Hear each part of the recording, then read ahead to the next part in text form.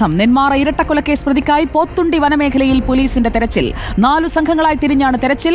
Police drone ഉപയോഗിച്ചും പരിശോധിക്കുന്നുണ്ട്. Mubashir P Akbar ആ കാട്ടിൽ അവർക്കൊപ്പമുണ്ട്. മുബഷിർ, കാടുകയറി സംഘങ്ങളായുള്ള പരിശോധന ഏതെങ്കിലും ഭാഗങ്ങൾ പ്രത്യേകമായി കേന്ദ്രീകരിക്കുന്നുണ്ടോ? അവിടെ നിന്ന് തിരിഞ്ഞാൽ ഏതൊക്കെ മേഖലകളിലേക്ക് പോകാനുള്ള സാധ്യതകളാണിപ്പോൾ പരിശോധിക്കുന്നത്?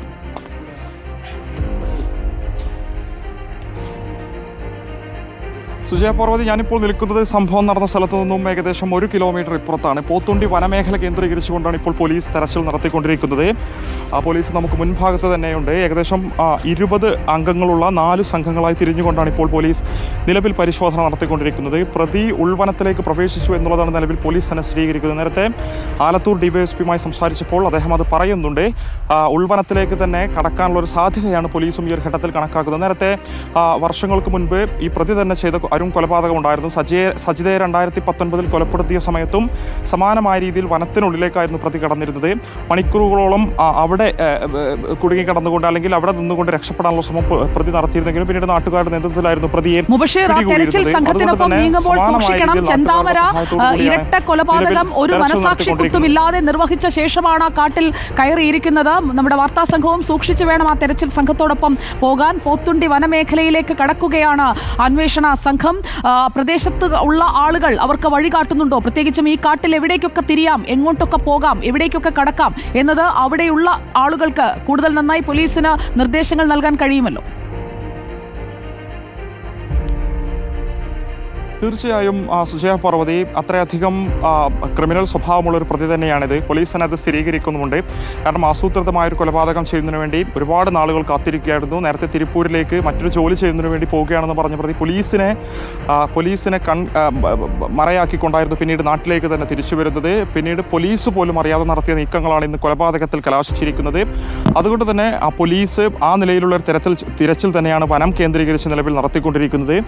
ദൃശ്യങ്ങൾ ഒരുപക്ഷെ നമുക്ക് കാണുന്നുണ്ടാവും. ആ മേഖലയിൽ നാട്ടുകാരുടെ ഒരു സഹായത്തോടു കൂടിയുള്ള തിരച്ചിൽ പോലീസ് നിലവിൽ നടത്തിക്കൊണ്ടിരിക്കുന്നുണ്ട്. തൊട്ടപ്പുറത്ത് നെല്ലിയാമ്പതി വനമേഖലയാണ്. ഒരു പക്ഷേ അതിനുള്ളിലേക്കൊക്കെ തന്നെ പ്രവേശിച്ചു കഴിഞ്ഞാൽ പ്രതി രക്ഷപ്പെടാനുള്ള സാധ്യത പോലീസ് തള്ളിക്കളയുന്നില്ല. വിശേഷം ഈ വനത്തെക്കുറിച്ച് കൃത്യമായി ധാരണയുള്ള പ്രതി കൂടിയാണിത്. 2019 കൊലപാതകം നടന്ന സമയത്തും സമാനമായ രീതിയിൽ ഉൾവനത്തിലേക്ക് തന്നെയായിരുന്നു പ്രവേശിച്ചിരുന്നത്. ഇവിടെയുള്ള ഒരു പ്രദേശവാസിയുള്ള ചേട്ടൻ നമുക്കിപ്പോൾ ചേരുന്നുണ്ട്. ഇതേതാ വനം?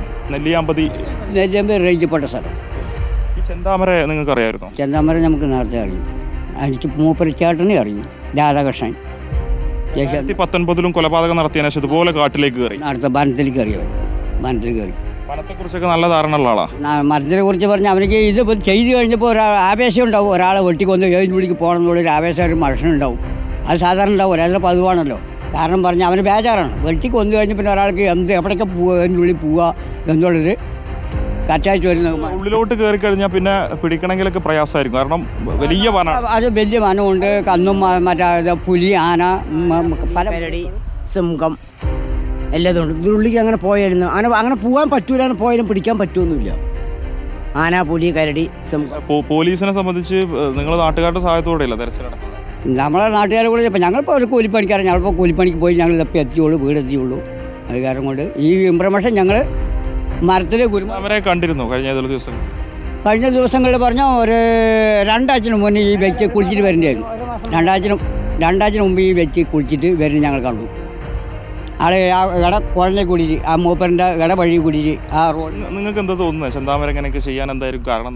അല്ലപ്പാ, ചെന്താമര എന്താ ചെയ്യാവുന്ന കാരണം എന്ന് പറഞ്ഞു കഴിഞ്ഞാൽ അവൻ്റെ മനസ്സിൽ എന്താ കിടപ്പെന്നുള്ളതെന്ന് നമുക്കറിയില്ല. ആ വീട്ടുകാരായിട്ട് ഇവനായിട്ടുള്ളൊരു ബന്ധങ്ങളുണ്ടോ? 2019 കൊലപാതകം നടന്ന സമയത്തും വനത്തിനുള്ളിലേക്ക് കടന്ന ചെന്താമര പിന്നെ നാട്ടുകാർ ചേർന്ന് പിടികൂടിയിരുന്നു. അവിടെ നാട്ടുകാർ ചേർന്നിട്ട് അവൻ്റെ വീട്ടിൽ വെച്ച് പിടികൂടി.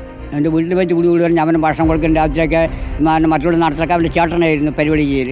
അപ്പോൾ ആ ഭാഗത്ത് എവിടെയോ ഉണ്ടാകാനുള്ള കഴിഞ്ഞ തവണത്തേതുപോലെ തന്നെ വീട്ടുകാരുടെയൊക്കെ സഹായത്തോടു കൂടി ഒളിച്ചിരിക്കാനുള്ള ഒരു സാധ്യതയും തള്ളിക്കളയാൻ കഴിയില്ല. മുബഷിർ, തെരച്ചിൽ കൂടുതൽ ഉൾപ്രദേശങ്ങളിലേക്ക് പോകുമ്പോൾ നമുക്ക് വീണ്ടും എത്താം മുബഷിറിലേക്ക്. ഇപ്പോൾ ചെന്താമരയുടെ ഒപ്പം ഈ കൊലപാതകം നടന്ന ഇടത്തുനിന്ന് കുറച്ച് അപ്പുറത്ത് മാത്രമായി അന്വേഷണ സംഘം ഇപ്പോൾ തെരച്ചിൽ നടത്തിക്കൊണ്ടിരിക്കുകയാണ്. ചെന്താമരയെ കണ്ടെത്തുമോ? ക്രൂരമായ ഇരട്ട കൊലപാതകം നിർവഹിച്ച ശേഷം കാട്ടിലേക്ക് ഓടിമറിഞ്ഞ ചെന്താമരയെ തെരയുകയാണ് ദൗത്യസംഘം.